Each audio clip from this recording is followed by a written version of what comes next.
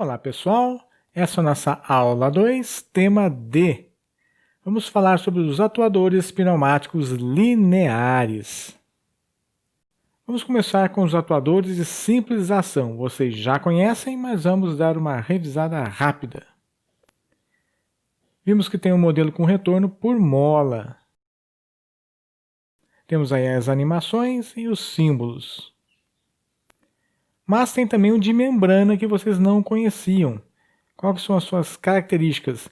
Altas forças, curso limitado e o atrito é consideravelmente menor. Por que tudo isso? Imagine que essa membrana fosse um anel de borracha preso por esse corpo. Então ele consegue ter uma movimentação que vai ser um curso pequeno. Mas por que a força é grande? Porque a área dessa membrana é bastante elevada. Então ele consegue altas forças, mas com um curso pequeno, já que a membrana não pode se estender demais. O outro modelo é o sem mola. A gente observa que os símbolos são muito parecidos, com exceção do símbolo da mola que não está presente. Qual que é a ideia desse atuador? O retorno pode ser por gravidade ou por uma outra força externa. A sua vantagem é que com a mesma pressão você consegue fazer mais força, já que não tem a força da mola para vencer. Chegamos aos atuadores de dupla ação, que são a maioria. Vamos conhecê-los. Sem amortecimento. São adequados para trabalhar com curso completo em baixa velocidade. Ou, se a velocidade for maior, você vai precisar usar um amortecimento externo. Por que isso? Porque o êmbolo bate na tampa frontal e na tampa final. E esse impacto pode ser prejudicial se a velocidade for alta. Então, se o curso for completo, como está na animação, só vai ser aceitável em velocidade baixa, onde o impacto vai ser pequeno. Com amortecimento fixo, em geral em atuadores pequenos, que a força não é muito grande.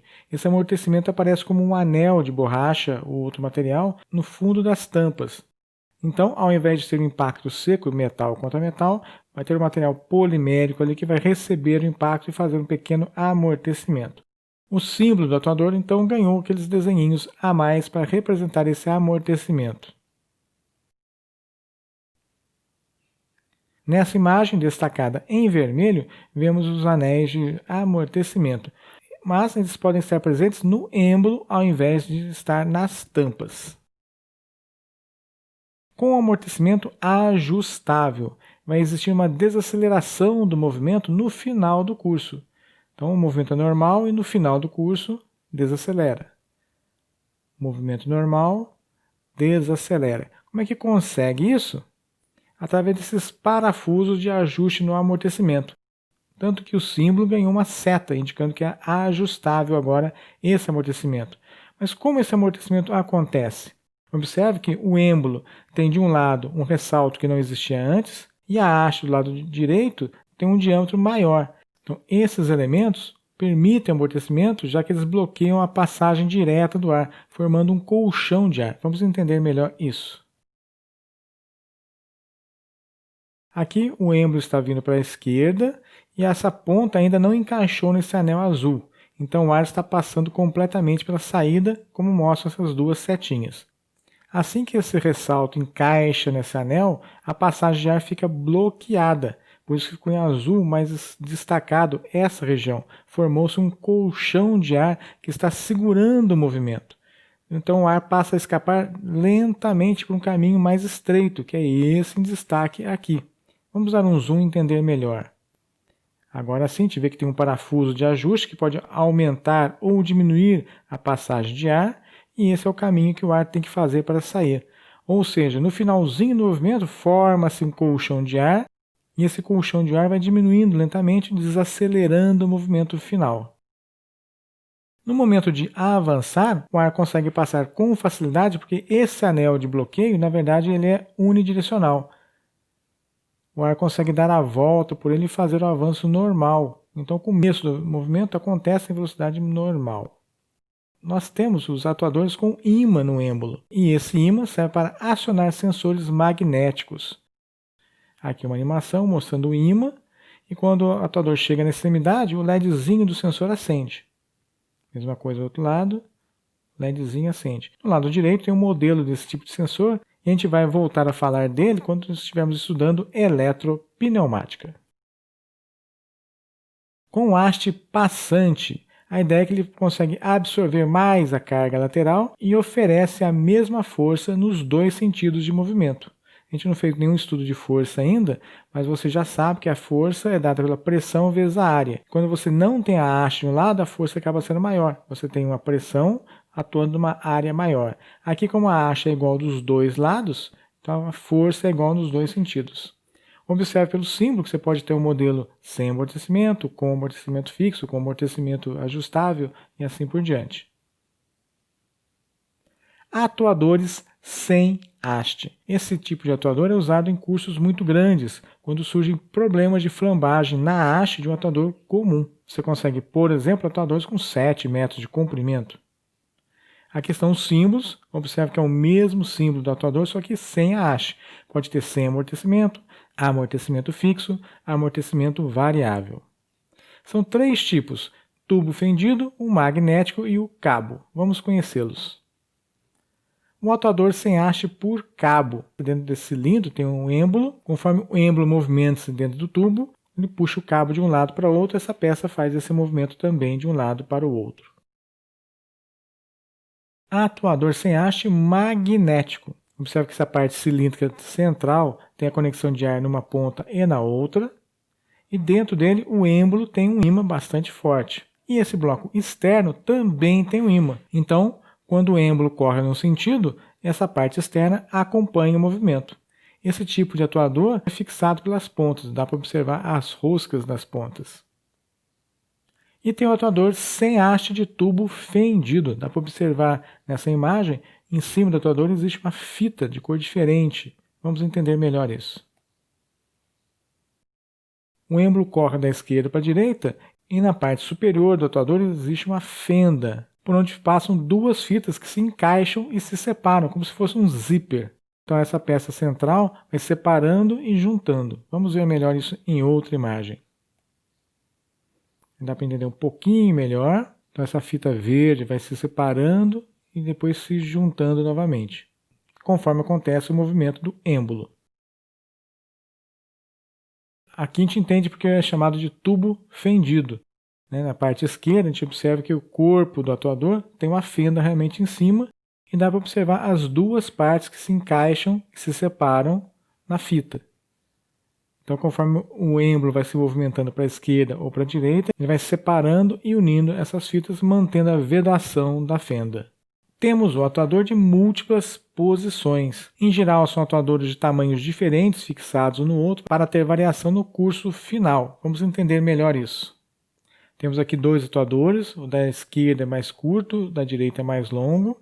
E se o atuador curto estiver recuado, o atuador longo também estiver recuado, a gente tem a posição número 1 que a ponta vai atingir.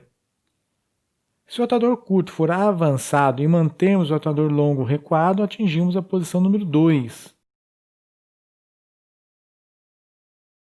Se mantivermos o atuador curto recuado e o atuador longo avançado, atingimos a posição número 3. E se o atuador curto avançar e o atuador longo também avançar, atingiremos a posição 4. Bem bolado, não é? Existe o atuador tandem, que tem grande força com pequeno diâmetro, mas é viável somente para pequenos cursos. Qual que é a ideia? As hastes dos atuadores são conectadas, formando uma só. Então, quando você aplica ar, o ar vai atuar em mais de um êmbolo ao mesmo tempo, aumentando a força tanto do avanço quanto do recuo. Então, você consegue uma força maior usando um diâmetro menor. É ideal quando no seu equipamento não cabe um atuador de diâmetro maior, que seria um atuador mais simples. Você pode ter 2, 3, 4, 5, 6 elementos conectados em sequência. Atuador telescópico. Então você tem um corpo de comprimento reduzido, mas consegue um curso mais longo. Aqui a gente vê a imagem desse tipo. Então temos a vantagem do curso ser longo, mas tem uma desvantagem do movimento da haste não ser linear, já que cada setor vai ter uma velocidade diferente. Temos aqui um vídeo mostrando isso. Primeiro setor. segundo setor mais rápido, o terceiro setor vai ser mais rápido ainda.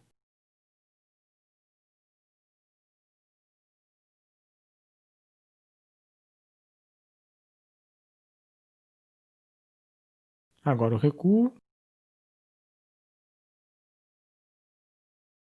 Aqui ele foi parando a vazão do ar para poder filmar melhor. Com um fluxo de ar constante, cada setor menor é mais rápido, já que precisa de menos volume de ar para ser preenchido. Existe também o chamado fole, parece pneus colados um no outro. É usado, por exemplo, em suspensão de veículos. Com esse tipo de ônibus consegue diminuir a sua altura, facilitando a entrada de pessoas de idade ou de cadeirantes. Nesse caso, além de abaixar, ele tem uma rampa para cadeirante.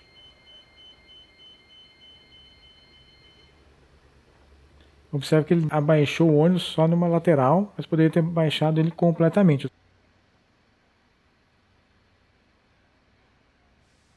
Vamos ver um exemplo de outra aplicação. Por exemplo, essas plataformas elevatórias. Vamos ver um vídeo mostrando isso. Chegou um veículo de carga. A plataforma vai se encaixar na traseira do caminhão, permitindo facilidade de subida e descida. Muito bom. Vamos assistir agora um vídeo que recapitula tudo isso sobre os atuadores. A função dos atuadores pneumáticos é converter energia pneumática em energia mecânica. Por exemplo, levantar e abaixar as ferramentas de usinagem. Existe uma série completa de atuadores pneumáticos que veremos mais de perto.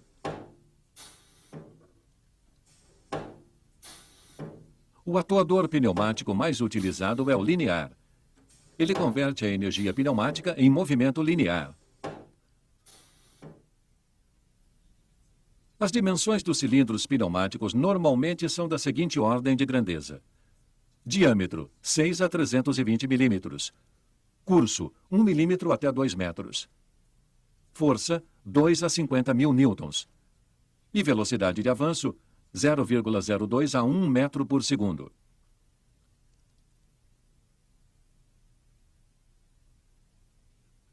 O cilindro de simples ação. Este é um cilindro de simples ação com seu símbolo. Vemos representadas uma conexão e a mola de retorno. Aqui o ar pressiona o êmbolo contra a ação de uma mola.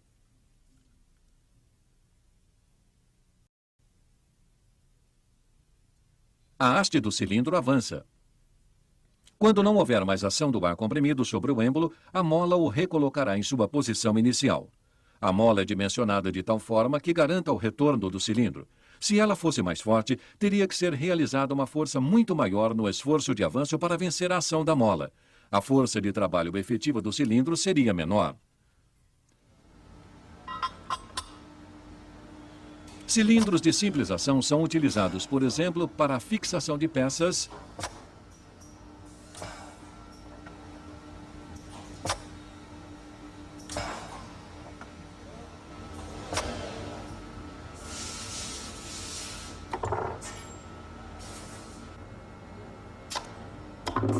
ou também na expulsão. O cilindro de dupla ação é o cilindro mais utilizado. O símbolo apresenta duas conexões mais nenhuma mola de retorno. Aqui o movimento do êmbolo é provocado em ambos sentidos pelo ar comprimido. Isso também significa que se pode exercer força nos dois sentidos. Portanto, o cilindro consegue tanto pressionar como tracionar. No recuo do cilindro, a força efetiva é menor que no avanço. Isso se deve ao fato de a superfície do êmbolo ser reduzida pela área da secção transversal da haste. Existem alguns critérios para a escolha de um cilindro. A seguir são apresentadas as características a serem definidas no projeto. A extensão do movimento, ou seja, o curso do cilindro.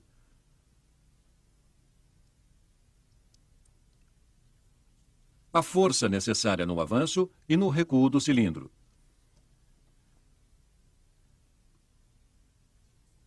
E, finalmente, a velocidade com que isso deve acontecer.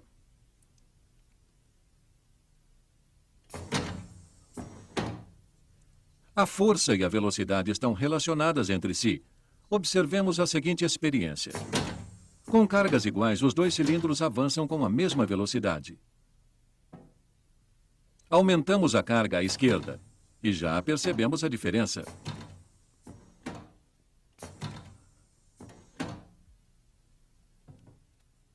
A carga é novamente aumentada e o cilindro avança ainda mais lentamente. Portanto, com a mesma pressão e o mesmo diâmetro de cilindro, a velocidade de avanço se reduz com o aumento de carga. Como regra básica, pode-se afirmar que, com 75% da carga máxima possível para um cilindro, ele ainda avança com 50% da velocidade sem carga. Uma outra experiência. Colocamos um peso como carga no cilindro. Com uma pressão de aproximadamente 380 kPa, ele avança. Aumentamos o peso. O cilindro não avança mais.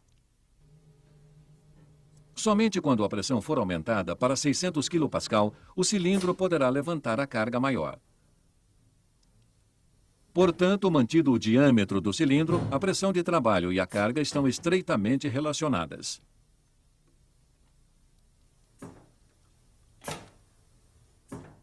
Nesta experiência, o cilindro também não consegue levantar a carga. Para o cilindro da esquerda, não há problema em fazê-lo, embora a pressão seja a mesma nos dois cilindros. A explicação do fato. O cilindro da esquerda tem um diâmetro maior. Isso é novamente demonstrado nesta experiência. Com a mesma pressão de trabalho, aqui 600 kPa, o cilindro menor com diâmetro de 16 mm aplica uma força de aproximadamente 106 newtons.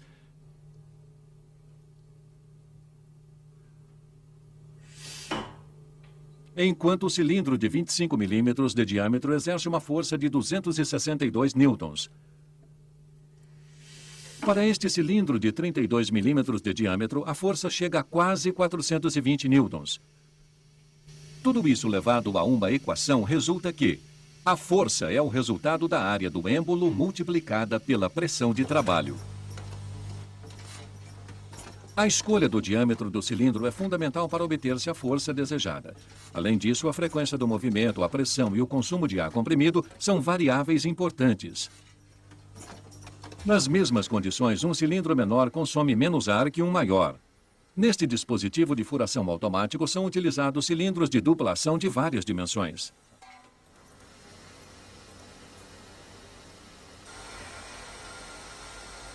Peças são retiradas do magazine e colocadas e fixadas na posição de usinagem. As ferramentas são baixadas e levantadas.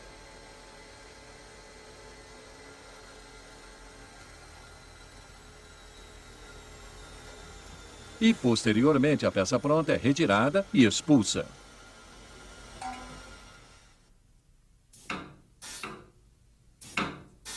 Existem aplicações nas quais não é desejável que o cilindro chegue com velocidade máxima nas posições finais. Nestes casos, utilizam-se cilindros com amortecimento de final de curso.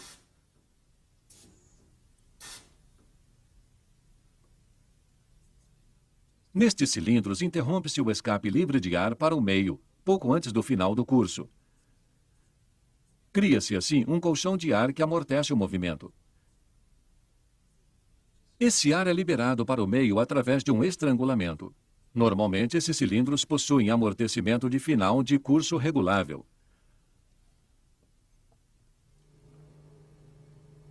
Agora, alguns tipos especiais de cilindros.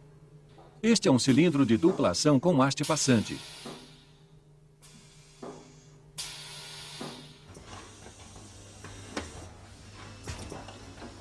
Ele tem as seguintes vantagens. Pelo fato de a haste ter mancais dos dois lados, obtém-se um posicionamento lateral muito preciso, mesmo quando a ferramenta não estiver alinhada com o eixo da haste, como aqui.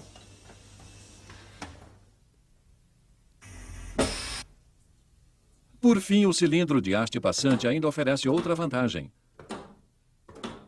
Aqui, já que uma das extremidades está ocupada pelo gerador de vácuo, a detecção da posição da haste pode ser realizada na outra extremidade. Mais um exemplo. Este cilindro tem a haste vazada. Através do furo pode-se passar, por exemplo, um cabo elétrico para acionar o solenoide de um eletroímã.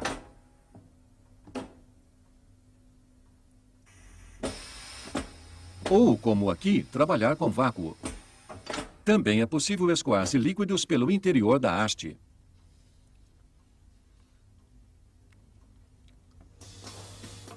Em contraposição ao cilindro anterior, este aqui não possui haste.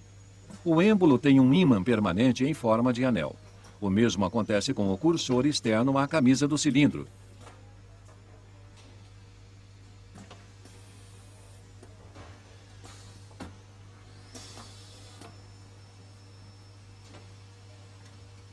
Quando o ar comprimido movimenta o êmbolo magnético no interior do cilindro, o cursor acompanha-o com grande precisão. O cilindro sem haste é utilizado principalmente para cursos de deslocamento muito longos, até 10 metros.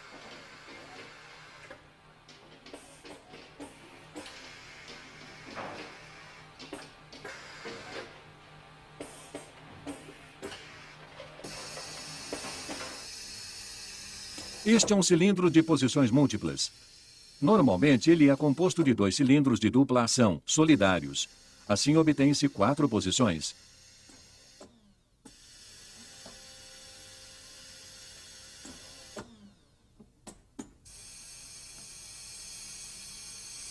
A peça trabalhada passa pelas 4 posições de usinagem.